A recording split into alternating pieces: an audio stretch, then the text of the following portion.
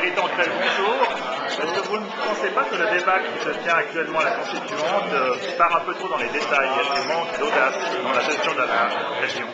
Alors, c'est possible.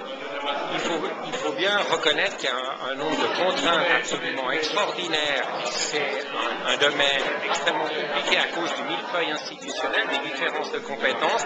Mais c'est vrai qu'on ne doit pas trop s'auto-censurer au départ et on pourrait au moins creuser des possibilités un petit peu plus créatives, un petit peu plus innovantes.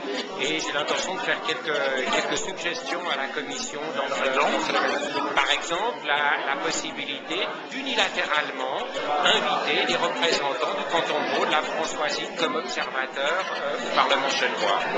Et qui aurait peut-être même le droit de s'exprimer lorsque des sujets les concernent, que ce soit la fiscalité pour les Français, la mobilité. On ne peut pas envisager qu'ils aient le droit de voter, mais le droit de s'exprimer, le droit de faire des propositions, pourquoi pas.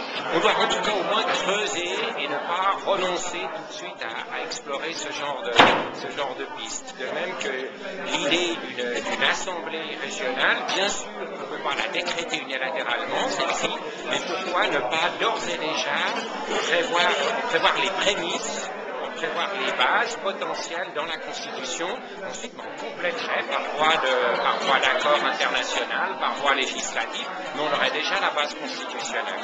Est-ce que cette assemblée régionale ne pourra avoir le jour que lorsque la Suisse sera membre de l'Union européenne? Non, c'est pas. Je crois certainement que ça aiderait. Ça aiderait beaucoup que la Suisse soit membre de l'Union européenne, mais ça ne m'apparaît pas une condition sine qua non. Merci beaucoup.